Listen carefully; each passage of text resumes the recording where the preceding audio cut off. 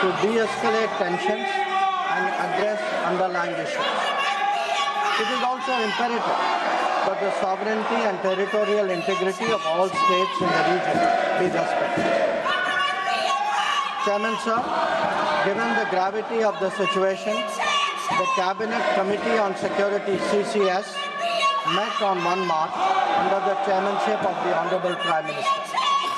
It was briefed on the airstrikes in Iran and the subsequent attacks in several Gulf countries. The CCS was concerned over the safety and security of the Indian community in the region. It also focused on the implications for regional security and for economic and commercial activities. The committee was apprised of difficulties faced by Indian travelers transiting the region and by students appearing for scheduled examinations in this country. It directed all concerned ministries and departments to take appropriate measures to respond to these problems. Honorable Prime Minister continues to closely monitor emerging developments, and relevant ministries are coordinating to ensure effective responses. Chairman, sir, the conflict has continued to intensify and the security situation in the region has deteriorated significantly. We have noted that, in fact, the conflict has spread to other nations with mounting destruction and deaths. Normal life and economic activities in the entire region are visibly affected and in some cases have come to a halt.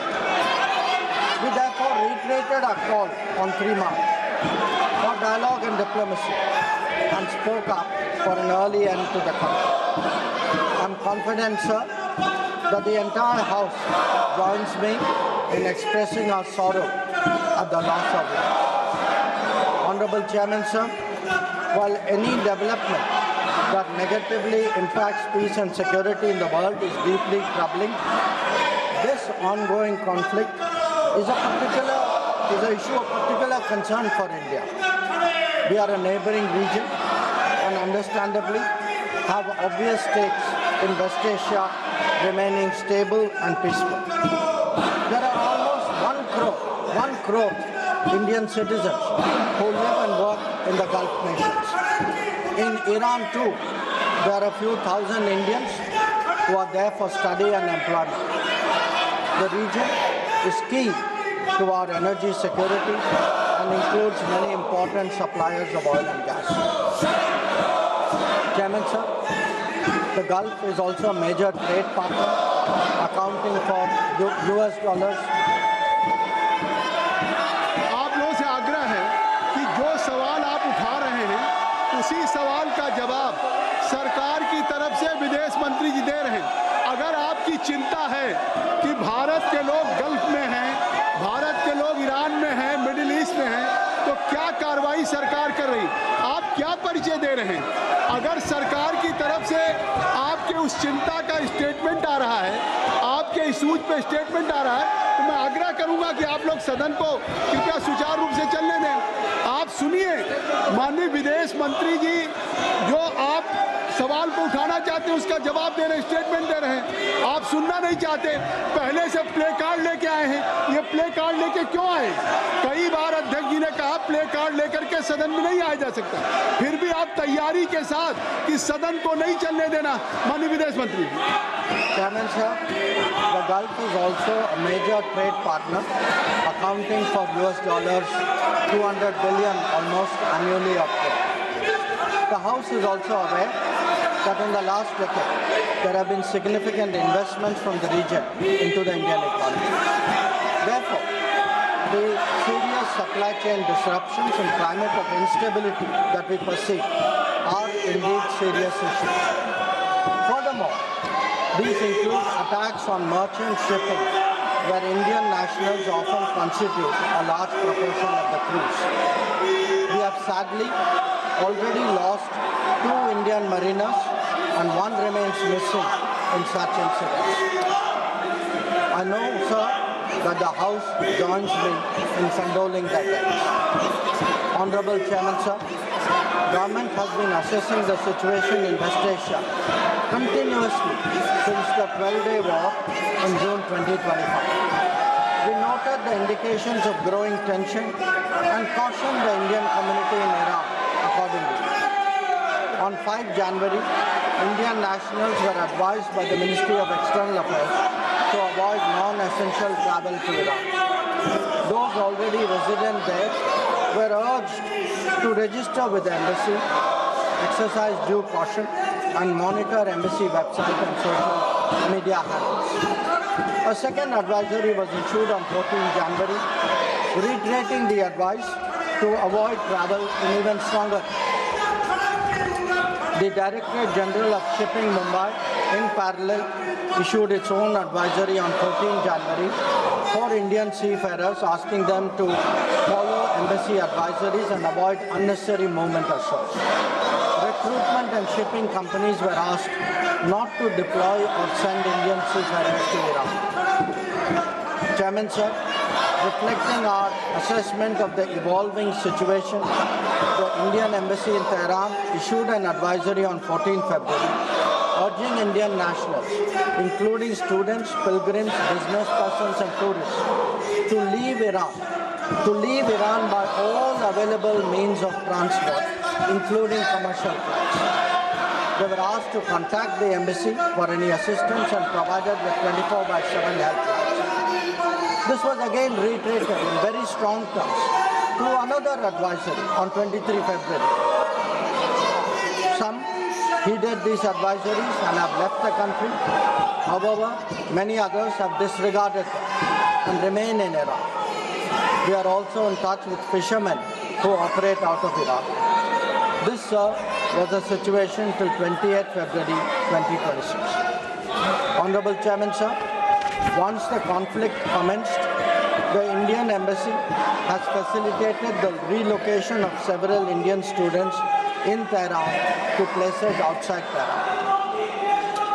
An advisory update with emergency contact helplines was issued on 3 March. Similarly, facilitation was extended to pilgrims who were there in Iran for their internal movement. Indian nationals who were in Iran for business purposes were assisted to cross over to Armenia and to return home. The embassy in Tehran remains fully operational, I should say, in fact, on the highest alert. They are totally committed to supporting the Indian community in this difficult situation and in assisting Indian nationals who may wish to cross international borders.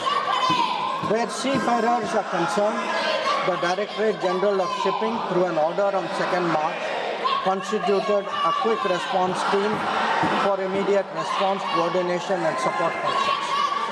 This will function on a 24/7 basis. Honorable Chairman, sir, I would like to inform you that every Indian embassy in the region has similarly issued advisories.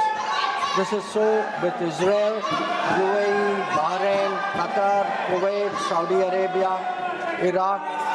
Many of them did so on the 20th of February. Israel did it again on the 1st of March. Many of them again in the Gulf did it on the 5th of March. Saudi Arabia did it on the 8th of March. So this has been a continuous exercise. The MEA has set up a dedicated special control room to monitor the situation and respond to queries from those affected as well as their families. Our last update was issued on the 7th of March. Chairman, sir, I would like to inform the House through you that our diplomats are working hard to assist standard transit passengers in hubs like Dubai, Doha and Abu Dhabi. They have facilitated international border crossings for Indian nationals, including from UAE to Oman and from Qatar, Kuwait and Bahrain to Saudi Arabia. Wherever there has been a partial opening of airspace, we have approved and undertaken commercial flights, including non-scheduled flights, for the return of Indian passengers. Our estimate is that about 67,000 of our nationals have done so as a result. So, the Ministry of Civil Aviation has also put out figures For the last 3 days, on the 7th of March, there were a total of 51 inbound flights operated by Indian carriers, 49 on the 8th of March, and there are 50 flights planned for the 9th of March. Chairman, sir, throughout this period, government has maintained close contact with relevant countries. Honorable Prime Minister has personally spoken to the President of UAE, the Amir of Qatar, the Crown Prince of Saudi Arabia, the Crown Prince of Kuwait, the King of Bahrain, the Sultan of Oman, the King of Jordan, and the Prime Minister of Israel. In each case, we received assurances that the well-being of the Indian community will be the priority for the host government. I have similarly been in close touch with my counterparts in these countries. Insofar as the United States is concerned, we have maintained regular contacts through diplomatic channels. While attempts have been made, contacts with Iran at the leadership level are obviously difficult at this time. I have, however, spoken to Foreign Minister Araghchi on 28th of February and the 5th of March. We will continue this high-level conversations in the coming days. So, the House will also be interested in the issue of an Iranian vessel that is currently docked in Kochi. The Iranian side had requested permission on 28th February for 3 ships in the region to dock at our ports. This was accorded on 1st of March. IRIS Lavan actually docked on 4th March in Kochi. The crew is currently in Indian naval facilities. We believe that this was the right thing to do, and the Iranian foreign minister has expressed his country's thanks for this human gesture.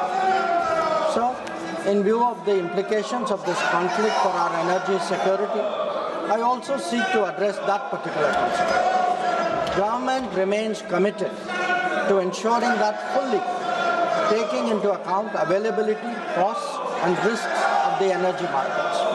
For us, sir, the interest of the Indian consumer has and will always be the overriding priority. Where required, Indian diplomacy has supported the endeavors of our energy enterprises in this volatile situation. Honorable Chairman, sir, let me conclude by highlighting the 3 guiding factors of our approach. 1, India is in favor of peace and urges a return to dialogue and diplomacy. We advocate de-escalation, restraint, and ensuring the safety of civilians. 2, the well-being and security of the Indian community in the region is our overriding priority. We will continue to work with governments of the region towards that end. And 3, our national interest, including energy security and trade flows, will always be paramount. I'm confident, sir, that the government has the full support of this august House on this matter. I thank you. Thank you very much. I would request to my all member of parliaments. Now you are raising some concern through your placards. You are raising issue of energy security. तो मेरा कहना है कि अगर आप energy security की बात आपने उठाई है तो माननीय अभी विदेश मंत्री जी ने एनर्जी सिक्योरिटी के बारे में सदन के माध्यम से सरकार की तरफ से आश्वस्त किया है। जहां तक भारतीय लोग हैं जो आप कह रहे हैं, इस प्ले कार्ड को दिखा रहे हैं, नीचे रखिए, कि जो लोग विदेश में हैं, गल्फ में हैं, मिडिल ईस्ट में हैं, उनको किस तरह से लाया जा रहा है, पूरा डिटेल स्टेटमेंट दिया है। या तो केसी वेणुगोपाल जी, you have not heard what he has said. Already foreign minister has issued statements about your all subject. Even you are not satisfied, if you may not be satisfied, you can raise this issue in business advisory committee for more discussion, for more debate. अगर आप इस विषय पे जो उठाना चाहते हैं, सदन की कार्रवाई ऐसे नहीं चलती। माननीय विदेश मंत्री जी ने कुछ विषय उठाया है। माननीय विदेश मंत्री